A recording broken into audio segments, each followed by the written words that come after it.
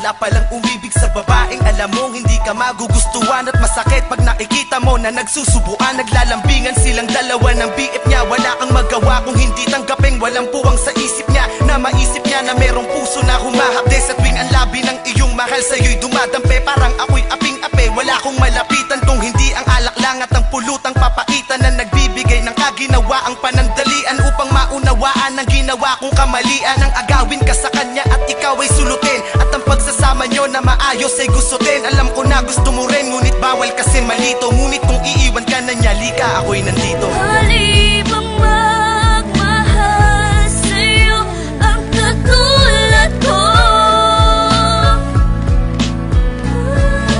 Kahit pa na alam ko may nagmamay-ari sa'yo.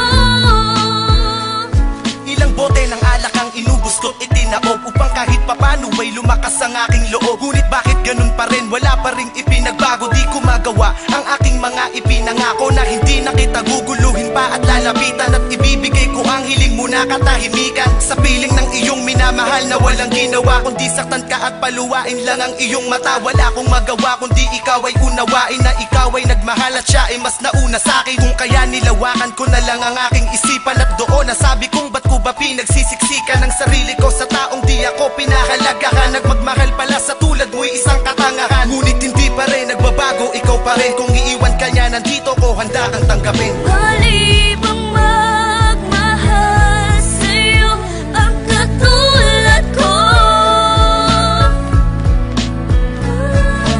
Kahit pa na alam ko may nagmamay-ari sa'yo. Mabigat man ang problema na sa'kin ay dumaan, mahirap man kailangan kong bitawan upang gumaan. Yan ang aral na natutunan ko buhat ng matauhan. Dahil pala sa'kin kayong dalawa'y nagkatampuan. Kung kaya iiwas na ako, yun na ang aking pasya. Wala nang magsasabi sa iyo nang iwan mo na siya. Wala nang magdetect sa'yo gabi-gabi bago matulog. Di na magsasabi ng banging ka ba kasi nahulog na ako sa'yo. Wala na sa iyo nga aligay. Pag magmumura ka, wala nang tatapik sa iyong bibig. Sa tuwing magkikita tayo, di na ako sa'yo lalapit. Pag sa